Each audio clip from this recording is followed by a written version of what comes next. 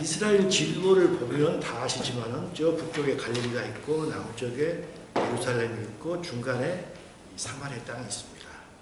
그래서 사람들이 남북으로 왕래할 때 대부분이 사마리아를 통과할 수밖에 없습니다. 근데 예수님 시대 당시에 많은 사람들이 남북으로 이동할 때 사마리아를 통과하지 않고 지나갔습니다. 그 이유는 이 사마리아 땅이 역사적으로 이방인에 의해서 짓밟혀진 그런 영적으로 불결하다고 생각했기 때문입니다. 그래서 영적으로 불결한 땅을 지나지 않기 위해서 유다에서 갈릴리로 갈 때 뺑 돌아서 갔었습니다. 예수님께서 한 번은 그런 일이 있었습니다. 예루살렘에서 볼 일을 다 보시고 자기 사역의 본거지인 갈릴리로 이제 올라가시게 됐습니다. 그때 예수님께서는 남들과 같이 하지 않고 이 사마리아를 바로 통과해서 가야 되겠다라고 마음을 먹었습니다. 왜 그랬을까요? 예수님께서 그 당시에 이건 요한복음 4장에 있는 이야기인데 예수님께서 그 당시에 뭐 시간이 촉박했다거나 그런 느낌은 전혀 들지 않습니다. 근데 예수님께서 반드시 사마리아를 통과해야 되겠는지라 하고 생각하고 그쪽을 통과해서 가기로 했던 것은 그 이유가 있었습니다. 그것은 어떤 여인이 있었기 때문이죠. 그 여인은 어떤 여인이었습니까? 그 여인은 어찌 보면 이방인과 혼혈적일지도 모릅니다. 왜냐하면 사마리아 땅에 살았기 때문에. 그리고 그 여인은 알고 보니까 결혼과 이혼과 그것을 사별도 아닙니다. 결혼과 이혼을 5번, 6번 했던 사람입니다. 그래서 외적으로 볼 때는 아주 수치스러운 여자였습니다. 이방인과 혼혈된 사람일지도 모르고 또 우리 인간으로 볼 때 결혼을 5번, 6번이나 했던 수치스러운 여인이었습니다. 하지만 예수님께서는 그 여인을 만나러 가셨습니다. 왜냐하면 그 여인은 그 대여섯 번 결혼을 했음에도 불구하고 항상 마음속에 뭔가가 아니다. 이건 아닌 것 같다. 도대체 인생이 무엇인가? 인생이 어디서 와서 어디로 가는 게 우리 인생이고 우리가 무엇을 할 때 가장 참된 기쁨과 만족을 찾을 수 있는가? 항상 그 공허함을 마음속에 품고 있었습니다. 예수님께서 이 땅에 오신 목적은 우리 인간의 공허함을 채워주고 참된 만족과 기쁨을 주기 위해서 예수께서 이 땅에 오시지 않았습니까? 근데 그 여인은 그걸 찾고 있었던 것입니다. 서로 맞아 떨어진 것입니다. 그래서 예수님께서는 그 여인이 그곳에 있다는 걸 미처 알고 있었기 때문에 그 땅을 통과해서 그 여인을 만나고자 했습니다. 근데 그 여인은 어떤 여인이었습니까? 우리가 알다시피 5번, 6번 결혼과 이혼을 반복했습니다. 제 느낌으로 그 여자는 처음에 아주 부자하고 결혼했을 것입니다. 왜? 부자하고 결혼하면 인생이 모든 것이 풍부할 거라 생각해서. 근데 부자하고 막상 결혼해 살아보니까 처음에는 좋았죠. 집도 크고 차도 크고 침대도 크고. 하지만 며칠 지나다 보니까 침대가 커봤자 아무 필요가 없는 거예요. 마음에 근심 걱정이 있으면 아무리 침대가 크고 집이 좋다고 해서 잠을 잘 온가요? 그게 아니지 않습니까? 우리가 다 알죠. 또 그 여자는 그래서 그 사람과 이혼을 했습니다. 그리고 또 다른 남자가 결혼했습니다. 아마도 그 남자는 권세를 가지고 있는 사람인지도 모릅니다. 근데 그 권세를 가지고 있는 사람과 살아봤지만 마찬가지로 그 어떤 허망함이 채워지지 않았습니다. 그 다음에는 아마도 잘은 모르지만 어떤 몸짱하고 결혼했을지도 모릅니다. 남자로서 정말 몸짱하고 결혼해서 살아보면 뭔가 채워지지 않을까? 안 채워졌습니다. 또 어떻게 생각해보면 아이돌과 결혼했을지도 모릅니다. 그 유명한 아이돌, 텔레비에 나온 사람은 같이 살면 내가 뭔가 채워질까? 전혀 채우지 않았습니다. 예수님께서는 그 사실을 알고 있었던 것입니다. 그래서 예수님께서 이야기했죠. 이르시되 가서 네 남편을 불러오라. 남편이 선명히 있었습니다. 근데 그 남편은 모두가 다 자기 자신의 모든 걸 채워지는 그 남편이 아니었던 것입니다. 그러니까 뭐라고 했습니까? 나는 남편이 없나이다. 난 절대 채워지지 않습니다. 예수께서 이르시되 내가 남편이 없다 하는 말이 옳도다. 너에게는 남편이 5명이 있었는데 지금 있는 자도 내 남편이 아니니 네 말이 참되었다. 너는 인생에서 참된 남편, 모든 걸 채워주는 그 남편을 채우고 싶었는데 찾고 있었는데 아니었던 것입니다. 그래서 이 여인은 무엇을 하는 게 가장 인생에서 참되고 기쁘고 평안과 만족을 주는 그것이 무엇일까? 어찌 보면 다시 한번 참된 남편을 찾고 있었던 것입니다. 아직까지 못 찾았죠. 그래서 그 여인은 정말 인생의 삶과 그를 다니면서 무엇이 나의 이걸 채워주는 남편이 될까 고민을 많이 했으리라고 생각합니다.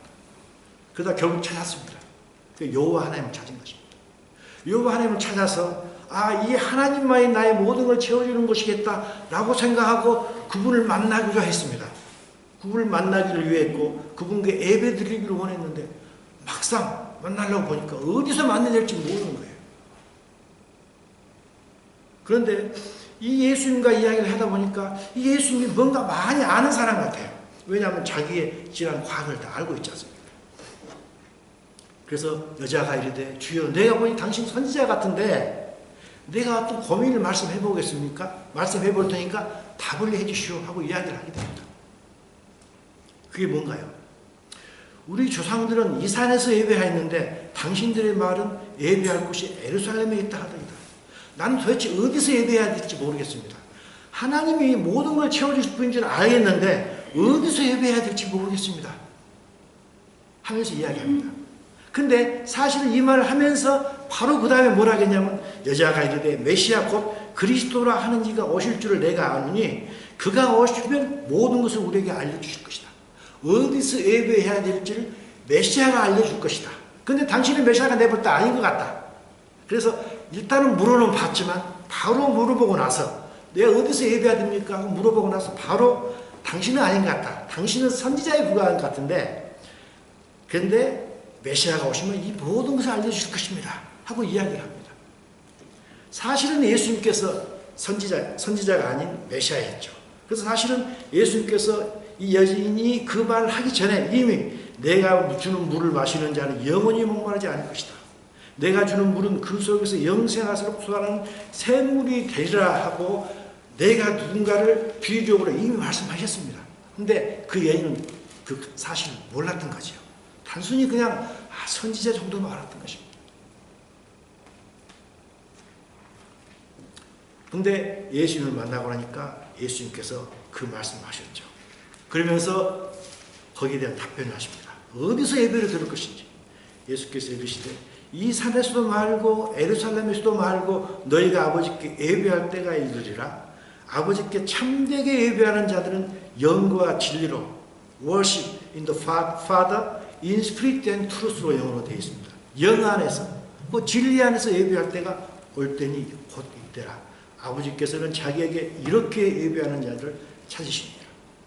이 말이 상당히 사실 어려운 말입니다. 하지만 그 여인은 어디서 예배할 것인지를 항상 고민을 하고 헤맸던 그 여자였기 때문에 이 말씀이 금방 자기 속에 들어갔습니다. 상이 중요한 게 아니구나. 어디서 예배하는 게 중요한 거 아니구나. 내가 마음속에서 진실로 예배할 때가 하고 싶으면 어디서 예배해도 그 하나님께서 모든 걸 들으시는 분이구나 하는 걸 알았던 것입니다. 그래서 그 여인은 너무 깊어서 답을 아니까 답이 금방 들어오니까 너무 깊어서 물동이를 버려두고 마을로 가가지고 많은 사람들에게 이야기했습니다. 그러면서 그 여인은 수시로 아마 기도했을 겁니다. 하나님께. 기도하면서 참된 기쁨과 평화를 누렸을 것입니다. 6번째 남편까지도 주지 못했던 정말로 마음속의 공허함과 간절했던 것이 이 여호와 하나님을 만나서 이야기하다 보니까 모든 것이 채워졌던 것입니다.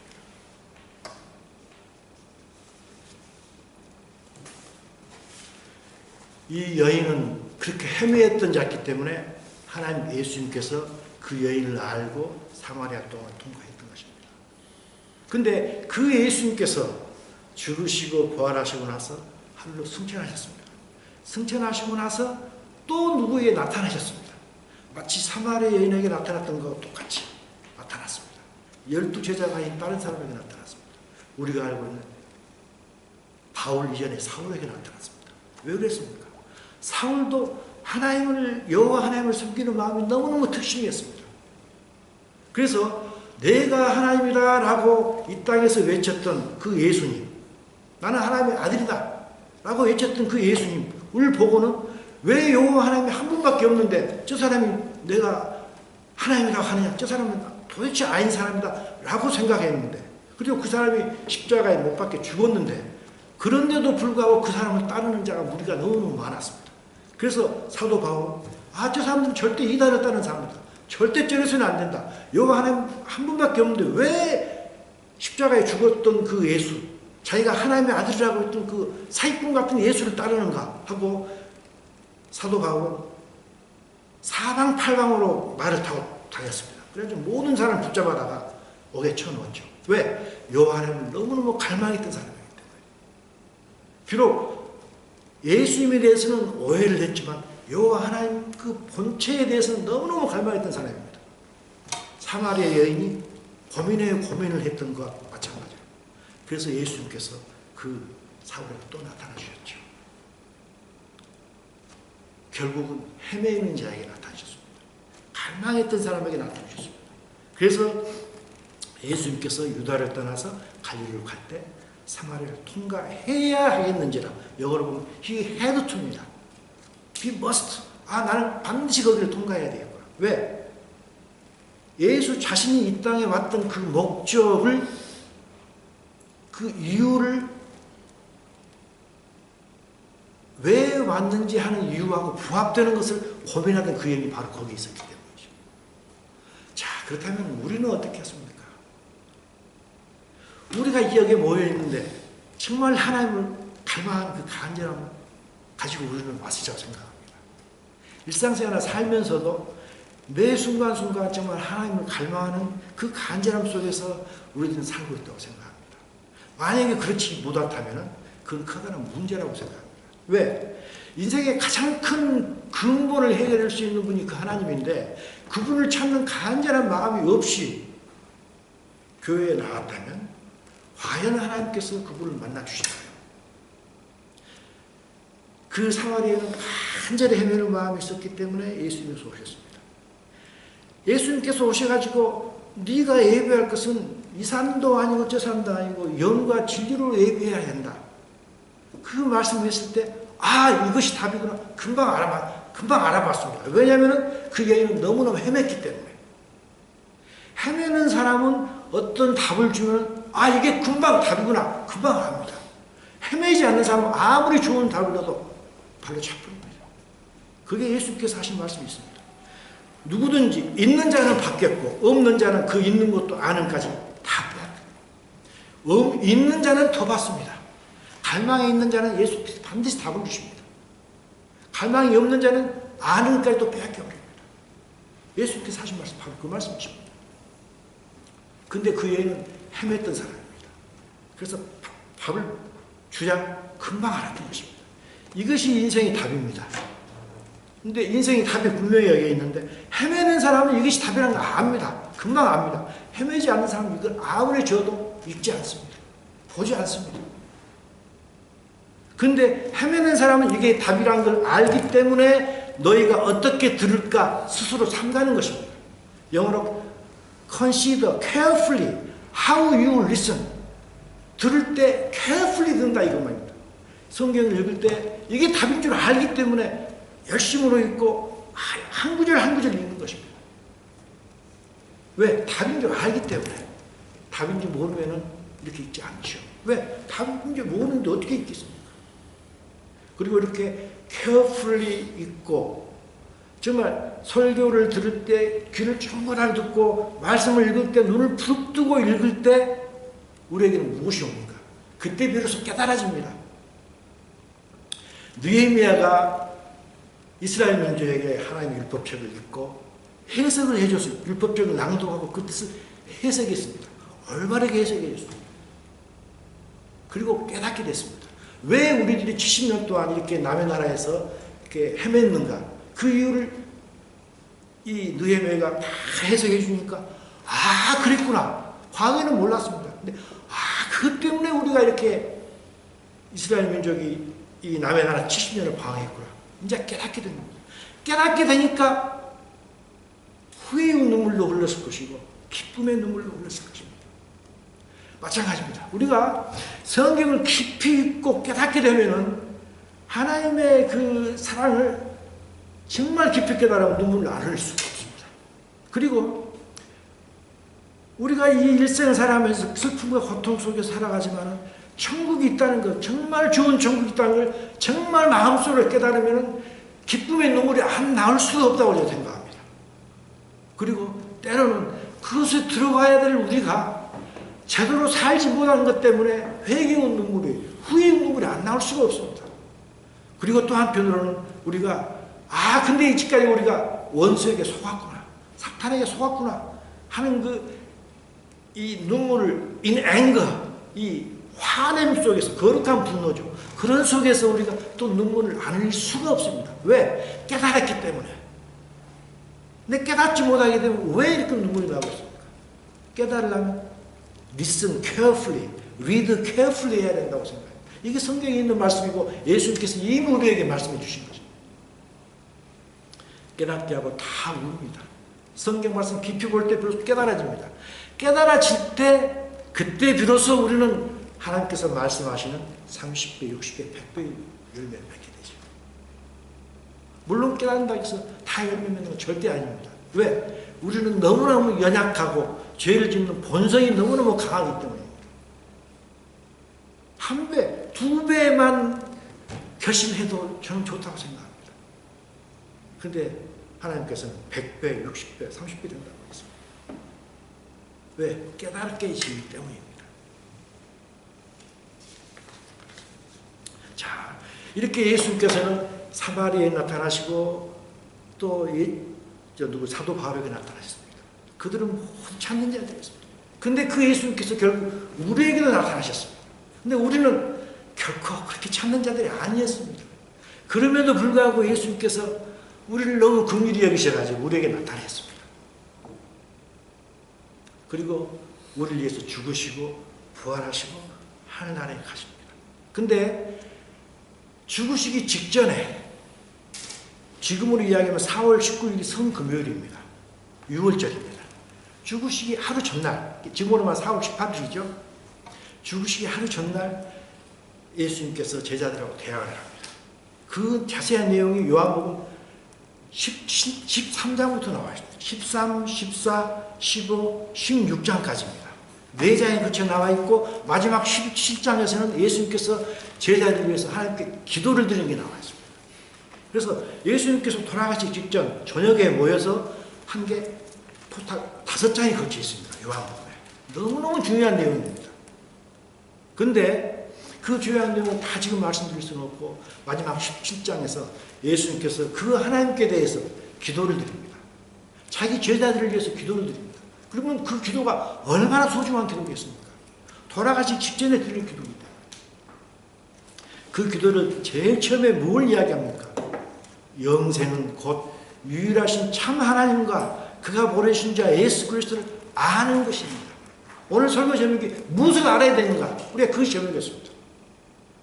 예수님께서 제자들을 위해서 아는 것이, 나를 알고 하나님 아버지를 아는 것이 영생이기 때문에 하나님 아버지, 이 제자들이 나를 알고 부디 하나님을 알 수 있도록 도와주셔야 하고 강하게 요청한 것입니다. 영생이라고 했습니다. 영생은 두 가지로 해석을 할 수 있다고 합니다. 하나는 가장 좋은 삶. 그래서 가장 좋은 삶은 어떤 삶인가? 참 하나님과 예수 그리스도를 아는 것이 가장 좋은 삶입니다. 이렇게 참 하나님과 예수 그리스도를 알고 이 땅에 사는 삶, 그런 사람은 결국 또 영생, 영원하게 사는 것입니다. 그래서 예수님께서 제자들을 위해서 하나님께 마지막으로 기도할 때, 하나님, 우리 제자들이요, 또 있는 모든 사람들이 나를 알고 하나님을 진정으로 알게 좀 해주세요 하고 기도를 드렸다. 왜? 아는 것이 너무 중요했기 때문에. 하나님께 대한 열심은 있지만 하나님을 모르는 경우가 너무너무 많습니다. 이것을 맹신이라고 하죠. 우리가 교회를 다닐 때 하나님께서 믿는 믿음, 믿어지는 믿음을 주셨습니다. 은혜를 주셨죠. 내가 막 믿고 싶다 해서 믿어지는 게 아니었습니다. 믿어지는 믿음을 주셨습니다. 이제는 믿어지는 믿음 위에 하나님을 알아야 됩니다. 그러면은 하나님을 알면 알 만큼, 왜? 그 좋으신 하나님을 알고 그 약속을 지키신 하나님을 알고 또 그 능력이 있으신 그 하나님을 알면은 믿는 믿음 위에 하나님을 알게 되면 그 믿음이 더 커질 수밖에 없습니다. 그게 창세기 이야기입니다. 그러죠? 아브라함이 하나님을 믿어서 우리를 떠났지만, 갈대아 우르를 떠났지만 그 이후로 계속돼서 하나님께서 기적을 베풀어 주시고 자기가 살아낸 걸 다 드러내시는 것입니다. 그래서 하나님 알게 해주신 것입니다. 알게 해주다 보니까 결국에는 자기 아들까지 모리아 산에서 바쳤지 않습니까? 우리하고 똑같습니다. 아는 것이 너무 중요합니다. 근데 알지 못하고 교회만 다니는 것 맹신입니다. 제가 얼마 전에 한번 이야기했던 적이 있습니다. 어떤 사람한테 물어봤어요. 성경에서 공부를 합시다 하니까 뭐라고 했냐면 성경은 목회자들만 읽는 거 아닙니까? 그리고 목회자가 이야기해서 들려주면 잘 들으면 되지 않습니까? 라고 이야기를 하더라고요. 그분이 큰 교회에서 상당히 직책이 있는 사람입니다. 그래도 그런 식으로 이야기를 해요. 너무너무 전 놀랐습니다. 일단 믿음 후에는 이제는 알아야 됩니다. 그래야 그 믿음이 성경에서 말하는 온전한 믿음이 되리라고 생각합니다. 믿는다고는 하는데 믿는 대상에 대해서 잘 모를 때 그 믿음은 절대 온전한 믿음이 될 수 없다고 생각합니다. 이 믿음은 자기 자신을 만족시킬지는 모릅니다. 하지만 결코 하나님을 만족시키지 못합니다. 이런 알매가 없는 믿음을 갖고 있을 때 나중에 땅을 치고 후회하게 됩니다. 이것은 극히 인간적인 무속적인 신앙에 불과할 뿐입니다. 이것을 예수님께서 마태복음 22장 마치 어제 올려주셨죠. 마태복음 22장에 제가 그것도 답변을 해드렸습니다. 오늘 설교할 내용을 유명진께서 올려주셨다는 이야기. 마태복음 22장에 있는 이야기가 있습니다. 임금이 사람들한테 말하되 그 손발을 묶어 바깥 어두운 데에 내던지라. 거기서 술피 울며 이를 가르며 있으리라. 이게 어떤 사건이었습니까? 하나님께서 어떤 잔치를 베풀어서 많은 사람을 초대했습니다. 그런데 그 중에 어떤 사람은 예복을 입지 않은 사람이 있었습니다. 그래서 이 사람에 대해서 하는 이야기입니다. 이건 극히 비유적인 이야기입니다. 하나님께서 천국을 예비하셔가지고 모두 천국에 간다고 합니다. 우리도 천국에 가려고 생각하고 갔습니다. 들어가서 보니까 다들 옷을 입었는데 나만 옷을 안 입었던 거예요. 하나님 뜻대로 살지 못하고 예수를 믿고 교회에 다닌다 하면서도 내 원하는 대로 살았던 사람. 그 사람이 예복을 입지 않은 사람이에요. 그 사람 뭐라 했어요? 바깥 어두운 데 내던지라. 그래서 슬피 울며 이를 가르게 되리라. 왜? 그 사람은 하나님을 아는데 극히 인색이 있기 때문입니다. 이렇게 예수님께서 돌아가시기 직전에 기도한 내용이 하나님과 예수를 아는 것 기도를 했습니다. 마찬가지입니다. 사도 바울이 에베소 교회에 편지를 썼습니다. 에베소서라고 했죠. 그때도 사도 바울이 내가 기도를 한다. 내가 기도할 때 너희를 기억하면서 너희로 말미암아 감사하기를 그치지 아니한다. 참 하나님 감사합니다라고 기도한다 이거죠. 그러면서 뭐라 했냐면 우리 주 예수 그리스도의 하나님 영광의 아버지께서 지혜와 계시의 영을 주사 너희를 주사 하나님을 알게 하시고 예수님께서도 돌아가시기 직전에 하나님께 기도할 때 하나님을 알게 해달라고 기도했습니다. 사도 바울도 똑같이 기도할 때 너희들이 하나님을 알기를 원한다. 이때 하나님을 알기를 원한다 했는데 좀 자세하게 해석을 하면 더 잘 알기를 원한다. better, know better라고 되어 있습니다. 저는 헬라를 잘 모르지만 간혹가다 헬라를 보는 적이 있습니다. 이때 헬라는 에피기노스코라는 단어입니다. 기노스코 플러스 에피기노스코입니다.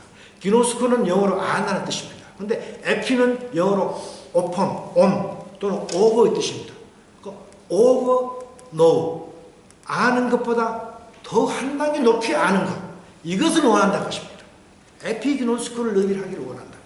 이건 마치 부부간에 그냥 아는 게 아니라 부부가 살 때 그 부위를 더 잘 많이 알지 않습니까? 그런 식으로 하나님을 너희들이 그냥 피상적으로 알지 말고 더 깊이 알기를 원한다. 사도 바울이 처음에 기도했던 게 하나님을 알게 하시기를 원한다 라고 기도했습니다. 얼마나 중요한지 모릅니다. 그리고 또한 우리가 빌립보서를 있죠. 빌립보 교회에 편지를 보냈습니다. 빌립보 교회는 사도 바울과 아주 밀접한 교회였습니다. 왜냐하면 처음으로 개척했던 그 유럽에 가서 처음 개척했던 교회이고 또 그 빌립보에서 많은 사람들이 헌금을 많이 했습니다. 그래서 빌립보 교회가 아주 개인적으로 친했습니다. 그래서 사도 바울이 때로는 자기의 속마음을 confess, 고백했던 그런 교회가 빌립보 교회입니다. 이 빌립보서 3장을 보게 되면 사도 바울이 얼마만큼 하나님의 알기를 기뻐했는지, 하나님의 알기를 소망했는지 자세하게 나와 있습니다. 내가 무엇이든지 나에게 유익하는 것을 내가 그리스도를 위하여 다 해로 여긴다 하겠습니다. 유익한 것도 해로 여긴다 하겠습니다. nothing, 아무것도 아닌 것을 여긴다 하겠습니다. 또 유익하는 것뿐만 아니라 모든 것을 해로 여긴다 하겠습니다. 모든 것, 내게 유익하던 것. 이때 당시 사도 바울에게 유익했던 것은 뭐냐면, 나는 바리새인 중에 바리새인이고 가말리엘의 후손이고 로마 시민권도 가지고 있고 하기 때문에 그 당시에 내가 이 바리새인으로서 많은 사람들에게 알릴 수도 있고 교사도 할 수 있고 언난히 먹고 살 수 있는 사람이다 이거죠. 그 당시에 유익하던 것, 그 나싱이더라 이거죠. 또 모든 것, 지금 이제 우리가 알고 있는 육신의 정욕, 안목의 정욕, 이생의 자랑, 이 모든 것을 해로 여긴다 하겠습니다. 해로 여긴다, 나싱이다 이거. 별것이 아니구나. 물론 이것도 중요한 거죠. 하지만 하나님을 아는 것에 비하면 별것이 아닌가. 해로 여긴다 하겠습니다. 해로 여기는 것은 왜냐하면 내 주 그리스도 예수를 아는 지식이, 예수를 아는 것이 가장 고생하다. 영어로 surfacing greatness라고 했습니다. 모든 게 great합니다. 하지만 하나님을 아는 것은 surfacing great입니다. 그것보다 훨씬 높이 위대한 것입니다. 그래서 나는 이걸 이제 성경에 없는 이야기는 영생이라고 써놨습니다. 왜? 모든 것이 있다 할지라도 예수 그리스도를 모르면 나생이잖아요. 그렇죠? 이 땅에서 죽습니다. 하지만 모든 것이 없다 할지라도 예수 그리스도를 온전히 알면 영생합니다. 근데 모든 것이 없는 상태에서 하나님을 알 수는 없습니다. 하나님을 알고 노력하고 그분께 의지하게 되면 모든 것이 덤으로 들어옵니다. 이것이 모든 사람들의 간증이라고 생각합니다. 저의 간증이기도 하고 모든 사람의 간증입니다. 그래서 하나님을 알고자, 하나님의 진실되게 따르고 진실되게 그분의 제자가 되고자 하면 모든 것이 따라옵니다. 영생이 오는 거죠. 그래서 내가 모든 것을 잃어버리고 배설물로 여긴다는 것입니다. 이게 사도 바울의 마음이었던 것입니다. 사도 바울은 지식의 근본이 무엇인가 알았던 것입니다. 여호와를 아는 것. 이것이 지식의 근본이라는 걸 알았고, 사도 바울은 또 무엇이 복 있는 사람인 걸 알았던 것입니다. 복 있는 사람은 시편 6편 이야기죠. 하나님과 좋은 관계를 맺는 사람, 하나님을 알고 그 뜻을 순종하는 사람이 가장 복 있는 사람이라는 걸 알았고, 하나님을 아는 것이 모든 지식의 시작이라는 the beginning of knowledge 알면서 알았기 때문에. 그래서 사도 바울은 모든 사람들에게 하나님을 알기를 원하자, 하나님을 알기를 원하자, 그렇게 이야기했던 것입니다.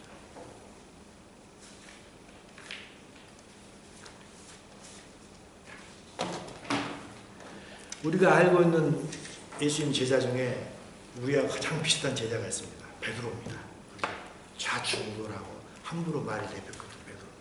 근데 그 베드로가 나중에 인생 말년에 베드로 전후서를 씁니다. 근데 그 베드로 전후서는 사도 바울의 내용하고는 물론 똑같은 내용이죠. 하지만 그 문체가 너무 다릅니다. 그리고 사도 바울이 했던 이야기는 물론 우리 신앙생활 프랙티컬한 면이 분명히 있지만 상당히 교리적인 부분이 있습니다. 그렇지만 베드로가 쓴 이야기는 교리적인 부분은 거의 없고 자기의 경험에서 나온 것입니다. 그래서 이 베드로 후서 1장 4절, 저는 1장 3, 4, 5, 6, 7절 쭉 있습니다. 저는 너무너무 좋아합니다. 제가 그걸 한번 소개를 하도록 하겠습니다. 베드로 후서 1장 3절입니다. 제가 읽겠습니다. 그의 신기한 능력으로, 하나님의 신기한 능력으로 생명과 경건에 속한 모든 것을 우리에게 주셨으니, 좀 쉬운 말이 아니죠. 생명과 경건에 속한 것. 이 생명은 하나님의 생명을 이야기합니다. 경건이란 것은 godliness, godliness, 하나님과 닮은 것. 영적인 것 다 이야기하고 있는 거죠. 영적인 복이죠. 다시 이야기하면 영적인 복은 모든 것을 우리에게 주셨다. 우리에게 주셨습니다. 주셨는데 이것은, 자, 가로를 쳐놨습니다. 가로 쳐놓은 것이 다 읽으면 좀 우리가 헷갈리니까, 이것은 우리를 부르신 이를 알므로 말미암았다. 하나님께서는 우리에게 생명과 경건에 속한 영적인 걸 다 주셨습니다. 우리는 그걸 받아서 누려야 됩니다. 받기만 해서는 안 됩니다. 누려야 됩니다. 실제적으로 우리가 그 누리고 생활 속에 적용을 해야 됩니다. 그럼 어쩔 때 가능하다고 했습니까? 우리를 부르신 일을 알고. 하나님 알 때, 하나님의 이런 분이신 걸 알 때 비로소 하나님께서 우리에게 주신 큰 것을 누릴 수가 있는 것입니다. 예를 들면 그와 똑같습니다. 우리가 어떤 선물을 받았습니다. 큰 선물을 받았는데 누가 준지를 모릅니다. 그럼 그 선물을 온전히 누릴 수가 없습니다. 근데 그 선물을 준 사람이 누군지 알았을 때, 이 사람이 나에게 이 선물을 줬구나 할 때는 그 선물의 의미가 무엇인가를 금방 압니다. 마찬가지입니다. 하나님께서 우리에게 생명과 경건에 관한 그 영적인 것, 정말 이 세상에서 줄 수 없는, 도대체 받을 수 없는 걸 하나님께 주셨는데 그것을 우리가 우리 것으로 누리고 피상적으로 누리는 게 아니라 진실로 받아들이고 누리기 위해서는 하나님을 알아야 된다는 것입니다. 그러면서 베드로 후서 1장 4절에서 이것을 좀 더 자세하게 설명을 하고 있습니다. 이제 그만 그랬지 않습니까? 신기한 능력으로 생명의 근거를 속한 모든 우리에게 주셨다고 했습니다. 지금도 마찬가지입니다. 보배롭고 지극히 큰 약속을 우리에게 주셨습니다. 우리에게 주셨습니다. 주셨는데 이것을 주셨는데 이 약속을 우리에게 주셨는데 이 약속으로 말미암아서 너희가 정욕 때문에 세상에서 썩어질 것을 피하여 신성한 성품에 참여하는 자가 되겠습니다. 약속을 받았는데 그 약속, 천국에 대한 약속을 받았습니다. 그 약속을 받았는데 그것이 우리 것이 실제로 되기 위해서, 우리는 천국을 받았어가 아니라 실제로 되기 위해서, 실제로 우리가 누리기 위해서는 하나님의 신성한 성품에 참여하는 자가 됩니다. 때밖에 누릴 수 없는 것입니다. 하나님의 신성한 성품에 참여하는 자는 어떤 자입니까? 하나님 아는 자입니다.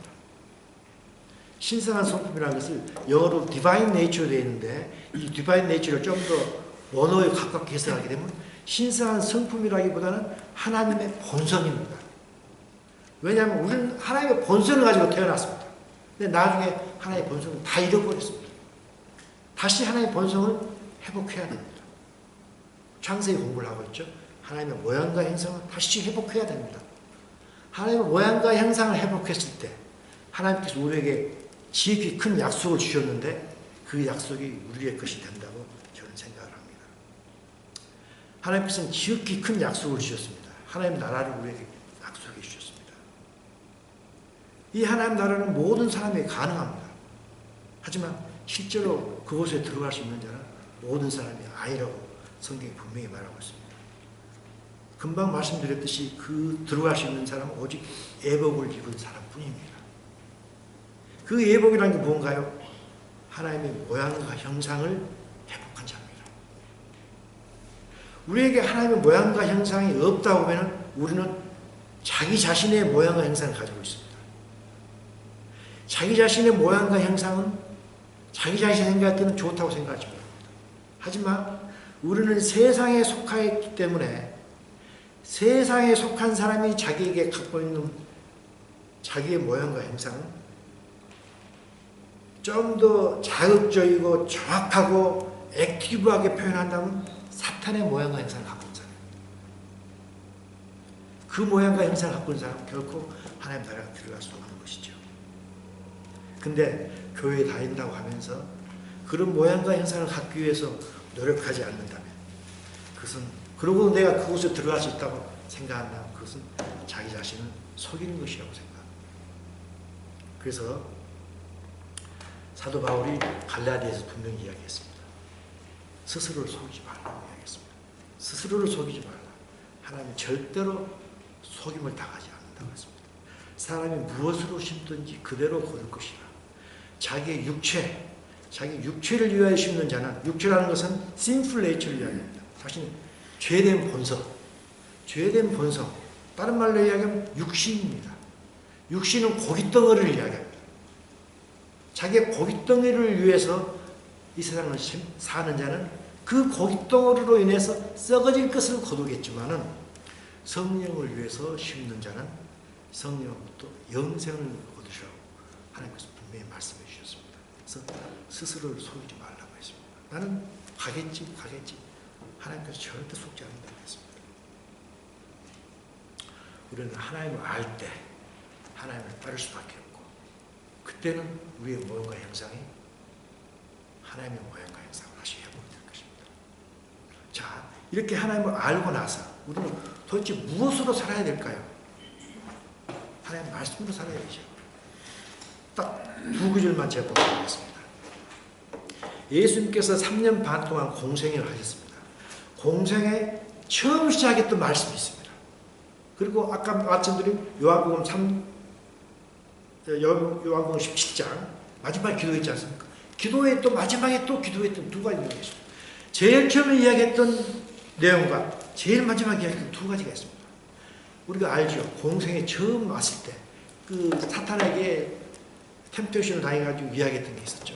예수께서 대답해 이르시되 기독교에 이르시되 사람이 입으로만 사는 게 아니고 하나님의 입으로부터 나오는 모든 말씀으로 산다고 했습니다. 왜 그렇습니까? 인간은 영혼육이 있기 때문입니다. 떡으로는 육은 만족시킬 수 있지만, 혼도 어느 정도 만족시킬 수 있지만 영은 절대 만족시키지 못합니다. 하지만 하나님의 말씀으로 살 때 영, 혼, 육이 다 만족됩니다. 공생에 처음 이 세상에 와가지고 처음으로 설교했던 게 바로 이 말씀입니다. 그리고 마지막으로 돌아가시기 전날 직전에 또 예수님께서 하나님께 기도했던 내용이 있습니다.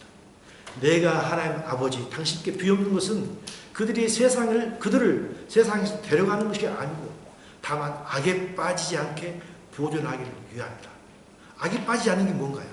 악에 빠지지 않는 것은 세상에 속하지 않는 것을 이야기합니다. 죄를 짓고 하는 그 이야기를 또 물론 포함되겠지만, 예수님께서 우리가 악에 빠진다는 것은 세상에 속하지 않는 것, 그걸 이야기합니다. 세상에 속하지 아니함 같이 그들도 세상에 속하지 아니하였습니다. 세상에 속하지 않기 위해서 어떻게 해야 되겠습니까? 하나님 아버지 그들을 진리로 거룩하게 하옵소서. 거룩이라는 게 뭡니까? 세상에 속하지 않는 게 거룩 아니겠습니까? 뭘로 거룩하게 되냐? 하나님의 말씀으로 거룩하게 되기 때문에 하나님의 말씀으로 지켜주십시오. 제일 처음에 공생에 처음에 하신 말씀이 모든 말씀으로 산다고 했습니다. 예수님께서 돌아가시기 직전에 하나님께 부탁했던 게 하나님 말씀은 진리입니다. 이걸로 그들을 살 수 있도록 말씀을 그들이 잘 볼 수 있도록 지켜달라고 했던 것입니다. 신앙생활을 한다면서도 이 세상에 푹 빠져 사는 사람이 있습니다. 그건 영적으로 잠자는 자라고 이야기를 하죠. 우리가 무엇으로 세상에 빠지지 않을 수 있습니까? 하나님의 말씀밖에 없습니다. 자, 결론을 내도록 하겠습니다. 우리는 무엇을 알고 살아야 됩니까? 무엇을 가지고 또 살아야 됩니까? 우리는 모두 행복을 원합니다. 성공을 원합니다. 참된 행복이 무엇이고 참된 성공은 무엇일까요? 저는 항상 그걸 생각하고 싶습니다. 도대체 무엇이 참된 것인가? 그것은 우리가 다 아는 이야기입니다. 그것은 우리의 창조자가 되시고 창조만 하시고 관둔 게 아니고 우리를 또 사랑하시고, 우리가 죄를 지어서 하나님을 떠났을 때도 우리를 너무나 사랑하셔서 우리를 구원하시고, 또 우리가 함께 영원히 살기를 원하시는 그분을 알고 그분의 말씀에 순종할 때가 가장 행복한 사람이고 성공한 사람이라고 저는 생각합니다.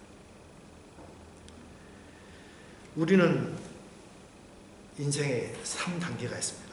어릴 때 철이 없어 살아갑니다. 아무리 철이 없다 하고 똥오줌을 싸도 우리는 자기 자신이기 때문에 너무 사랑합니다. 하지만 그 자식은 우리를 사랑하지 않습니다. 그러지 않습니까? 철이 없기 때문에. 마찬가지입니다. 우리도 인생을 크리스찬으로 살아가면서 철이 없을 때는 전혀 하나님을 사랑하지 않습니다.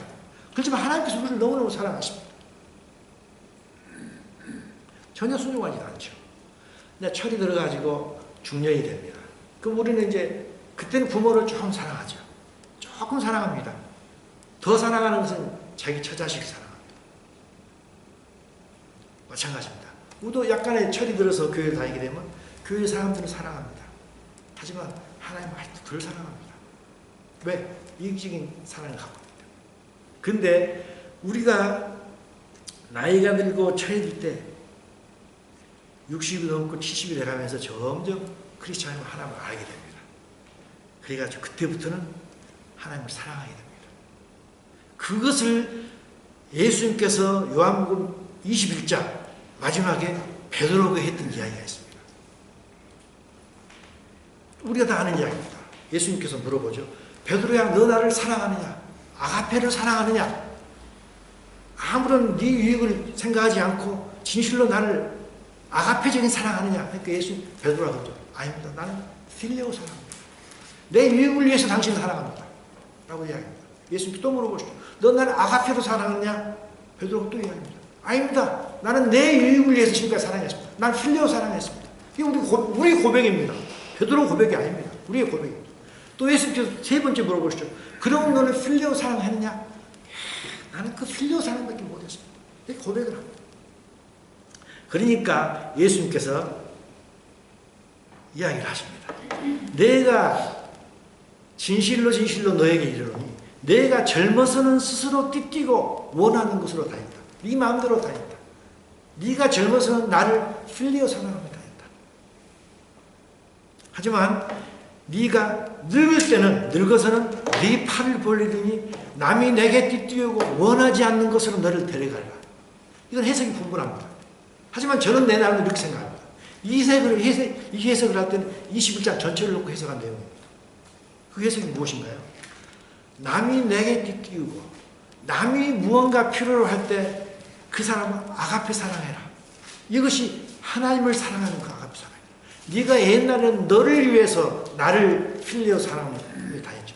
이제는 나이가 먹어서 너 자신을 지키고 내가 원하는 그런 사랑을 나를 그렇게 아가페 사랑하고 남을 아가페 사랑하면서 살아라 라고 했던 것입니다.